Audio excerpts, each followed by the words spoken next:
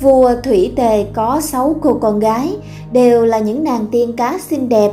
Nàng tiên út xinh nhất, suốt ngày cứ mơ ước được biết đến thế giới loài người.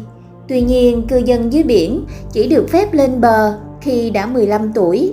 Cuối cùng rồi cũng đến ngày sinh nhật lần thứ 15 của nàng. Hồi hộp, nàng tiên cá bơi lên mặt nước, nàng nhìn thấy một chiếc thuyền buồm lớn ở phía chân trời. Nàng nghe có tiếng hát, tiếng cười rộn rã của các thủy thủ. Họ đang chúc mừng hoàng tử của vương quốc họ tròn 16 tuổi. Nàng tiên cá bơi tới gần chiếc thuyền và nhìn thấy trên tàu là chàng hoàng tử đầy quyến rũ. Nhưng đột nhiên, dòng bão nổi lên, nàng tiên cá không rời mắt khỏi hoàng tử, nên khi thấy chàng ngã xuống biển, nàng vội bơi đến và kịp cứu chàng. Nàng ôm chàng và cứ thế họ trôi dạt suốt đêm. Hôm sau lên đến bờ, nàng tiên cá đặt hoàng tử bất tỉnh nằm trên bãi cát. Một cô gái đi qua đó nhìn thấy hoàng tử bèn hô hoáng lên. Thấy vậy, nàng tiên cá hốt hoảng vội quay về cung điện dưới đáy biển. Từ hôm đó, ngày nào nàng tiên cá út cũng ngoi lên mặt nước mong tìm thấy chàng hoàng tử. Nàng muốn được nói với chàng rằng chính nàng đã cứu chàng. Nàng rất đau khổ vì không phải là người, không có đôi chân như con người.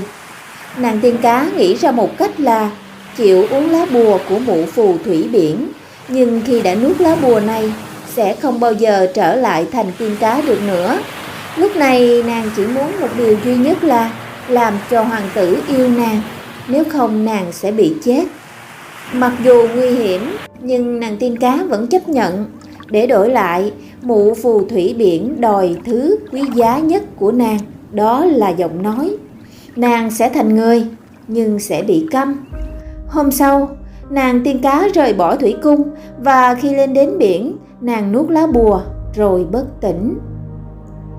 Khi thức dậy, nàng thấy hoàng tử đứng trước mặt, đang nhìn nàng.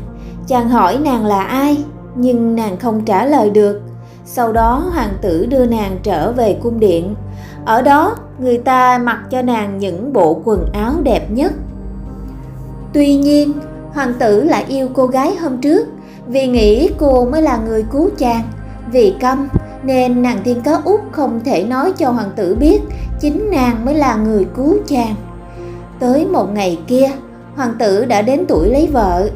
Chàng đi thăm nàng công chúa, họ đã chọn cho từ khi chàng mới sinh. Nàng tiên cá nhỏ biết tình yêu của chàng đối với cô gái trên bãi biển, biết là hoàng tử sẽ không bao giờ lấy người con gái nào khác.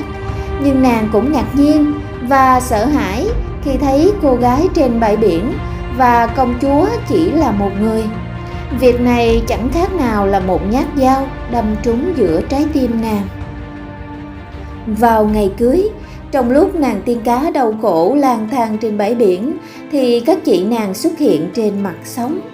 Họ đã phải cắt đi những mớ tóc dài tuyệt đẹp của mình để đổi lấy một con dao găm và có thể cứu được cô em út của họ khỏi cái chết. Nếu em muốn trở về thủy cung với các chị, em phải cắm con dao găm này vào trái tim hoàng tử, vì một trong hai người, có một người phải chết. Nàng tiên cá cầm con dao và run rẩy đến gần hoàng tử. Thấy chàng đang ngủ, nàng tiên cá đặt một chiếc hôn cuối cùng lên trán hoàng tử. Nàng giơ tay lên nhưng ngưng lại. Tình yêu đã chiến thắng. Nàng quăng con dao đi. Sau khi ngắm hoàng tử một lần cuối cùng, nàng chạy ra, lao xuống biển và thấy mình tan dần trong đám bọt biển.